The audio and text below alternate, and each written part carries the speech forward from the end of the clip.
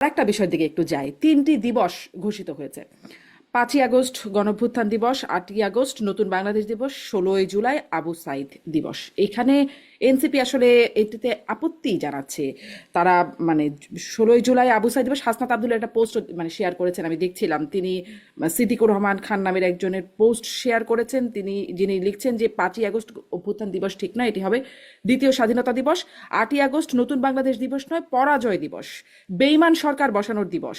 এই বেইমানিটা আমাদের সাথে করেছে ডিপ স্টেট আর কথিত সুশীল সমাজ। আপনার কাছ থেকে একটু এই দিবসগুলো সম্পর্কে আপনার পর্যালোচনা জানতে চাই, এবং এই মানে হাসনাত আবদুল্লাহ যে পোস্টটা শেয়ার করছেন এটি সম্পর্কেও যদি বলেন একটু। ইন্টারেস্টিং। হাসনাত আব্দুল্লাহ আমি পড়িনি, আগে শুনলাম আপনার কাছে। তবে হ্যাঁ, হাসনাত আব্দুল্লাহ যে এইভাবে খানিকটা চিন্তা করেন, বেশ আগে একটা অন্য একটা টক শোতে উনি আমার সাথে ছিলেন, তিনি এটা আমাকে আমার সাথে থেকেই বলেছেন।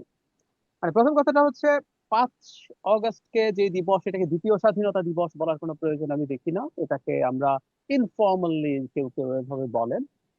কিন্তু এটাও আমি একসময় বলার পর খানিকটা এখান থেকে সরে এসেছি, কারণ কেউ কেউ, এবং আমি তো রাগভাগ করে কেউ কেউ, কোনো কোনো দল বলি না, সরাসরি জামায়াতে ইসলামী এই স্বাধীনতা শব্দটাকে 24-এর সাথে রিলেট করে 71-কে অনেকটা অবসোলেট করে দেওয়া যায় কিনা এই আলাপ টালাপ শুরু করার চেষ্টা করেছিল। সেই কারণে আমি মনে করি আমরা এটাকে ইনফর্মালি ভাবে বলতেও পারি। কারণ বাংলাদেশ আসলে ওই সময় শেখ হাসিনার একটা কলোনিতে পরিণত, শেখ হাসিনারও কলোনি, কিন্তু ইন্ডিয়ার কলোনি তো বটেই, শেখ হাসিনারও কলোনি। কারণ আওয়ামী লীগের লোকজন তাদের সম্পদ এই দেশে রাখছিল না। কলোনির ক্ষেত্রে যা হয়, আপনি কলোনির সম্পদ নিয়ে আপনার দেশে, তখন আসলে কানাডা, আমেরিকা, ইউরোপের বিভিন্ন দেশ, মালয়েশিয়া, দুবাই, এগুলো ওগুলো তাদের দেশে দিয়েছিল। তো শেখ হাসিনার সময় আমাদের এটা এক ধরনের স্বাধীনতার আনন্দ দিয়েছে, কিন্তু আমি এখনো মনে করি কোনোভাবে এটা হওয়া উচিত না। এরপর যে ক্ষোভটা, আসলে এটা ক্ষোভটা কাদের আমরা বুঝতে পারি। মানে 5 তারিখের পর থেকে খুবই গুরুত্বপূর্ণ একজন পাবলিক ইন্টেলেকচুয়াল এটাকে লিড করার চেষ্টা করেছেন, এবং ঠিক ওই পয়েন্ট থেকে আমরা কয়েকজন আবার এটাকে ফাইট করার চেষ্টা করেছি।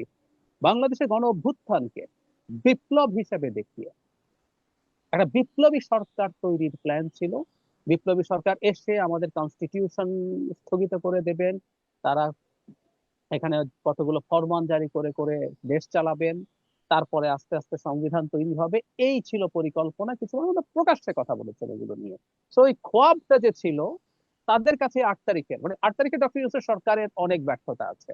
আপনার সাথে আমি আগের প্রোগ্রামেও আমরা অনেক এসব সমালোচনা করেছি, কিন্তু এটা বাংলাদেশের সাথে বিট্রায়াল হয়েছে আমি মনে করি না। এবং ওই পক্ষ একটা কথা বলার কথা চেষ্টা করছে, তারা যেহেতু 5 তারিখের সাফল্যকে বিপ্লব বলে, এটাকে প্রতি বিপ্লব বলছেন, যে সাংবিধানিক প্রতি বিপ্লব হয়ে গেছে। তো 8 তারিখের এই সরকার অনেকের পছন্দ হয় নাই, এবং হাসনাত আব্দুল্লাহ এটা শেয়ার করার মাধ্যমে প্রমাণ করলেন যে তিনিও আসলে ঠিক একই পেজে আছেন, তিনিও তাই মনে করেন। তো এটা হলো ওই ওই ন্যারেটিভ। তারা এখনো কোনো, এখন আসলে আর শক্তির ওই জায়গায় নাই। কোনো না কোনো একটা সময় তারা হয়তো এই ধরনের চেষ্টা করতে পারেন। হাসনাত আব্দুল্লাহ আমাকে, আমার সাথে বসে নিজে কিন্তু একদিন বলেছিলেন যে এটা তাদের একটা বড় ভুল, তারা একটা বিপ্লবী সরকার করেনি। একটা চাকরির জন্য রাস্তায় নেমে শেখ হাসিনার অধীনে, আই রিপিট, শেখ হাসিনার অধীনে বিসিএস চাকরি করতে চেয়েছিল তারা, পুলিশ এবং প্রশাসনে বেশি ফার্স্ট চয়েস, যেগুলো শেখ হাসিনাকে ক্ষমতায় রাখতে সাহায্য করে। সেই মুভমেন্টটা তিউনিসিয়া মডেলে যেটা হয়েছে, মানুষের ক্ষোভে মানুষ নেমে গেছে, শেখ হাসিনার পতন হয়ে গেছে। এটাকে যদি বিপ্লব বলা যায়, বিপ্লবকে খুব আন্ডারমাইন করা হয়। বিপ্লব করে ভালো হয় না, খারাপ হয়, বিপ্লব করে খারাপ হওয়ার ইতিহাসও আছে। চাইনিজ রেভলিউশনের পরে রাদার পাল্টা যা হয়েছে সেটাই চায়নাকে আজকে এই জায়গায় নিয়েছে। মাওয়ের চায়না বিভৎস দরিদ্র এবং ব্রুটাল একটা স্টেট হয়ে এসেছিল, মানুষের জীবনকে ওখানে নিয়ে ছিনিমিনি খেলা হয়েছে, গরিব হয়ে গেছে। পরবর্তীতে রাদার বিপ্লবের উল্টো হয়েছে, মানে ক্যাপিটালিস্ট ধরনের ইকোনমি এসে সাকসেসফুল হয়েছে। কিন্তু তারপরও মাওয়ের যে লড়াই তার এই বিপ্লবের পেছনে, অকল্পনীয় রকম বড়, এতে তো কোনো সন্দেহ নাই। তো এখানে ঘাট ধরে এটাকে বানিয়ে তাদের ওই ফ্রাস্ট্রেশন থেকে তারা এগুলো লিখছে। আর সরকারও যে দিবসের নাম দিয়েছে, এটাও হাস্যকর। এটাকে আমাকে, আমার কাছে খানিকটা শেখ হাসিনার মতো মনে হয়। এই সরকার নতুন বাংলাদেশ দিবস, এই সরকার অনেক ভালো হতে পারতো শেখ হাসিনা সব প্রবলেমের পরও, আমি মনে করি অনেক অনেক জায়গায় সরকার, এই সরকার একটা অ্যাডমিনিস্ট্রেটিভ জায়গা থেকে খুবই ব্যর্থ একটা সরকার। কিন্তু আমি ধরে নিলাম যে সরকারটা ভীষণ সফল। তারপরও কি সরকার নিজে নিজের নিজের যেদিন শপথ নিয়েছে সেদিনকে তারা নতুন স্বাধীনতা দিবস এরকম ভাবে বলবে? এটা না, যায় না এই সরকারটার সাথে। এই দিবসটা বাতিল করা উচিত, আর আবু সাইদকেও আলাদা করার দরকার আছে বলে আমি মনে করি না। যদিও আবু সাইদের মৃত্যু একটা বিশাল ল্যান্ডমার্ক, আমি বিশ্বাস করি আবু সাইদের মৃত্যু, এভাবে মৃত্যু, এবং এটা যদি ভিডিও না থাকতো হুম, তাহলে আমাদের দেশে এবং দেশের বাইরে, আমার মনে পড়ে ওই সময় ইন্ডিয়ান মিডিয়া স্বভাবগত ভাবেই শেখ হাসিনার পক্ষে, সাইদের মৃত্যুটাকে তারাও নিতে পারছে না।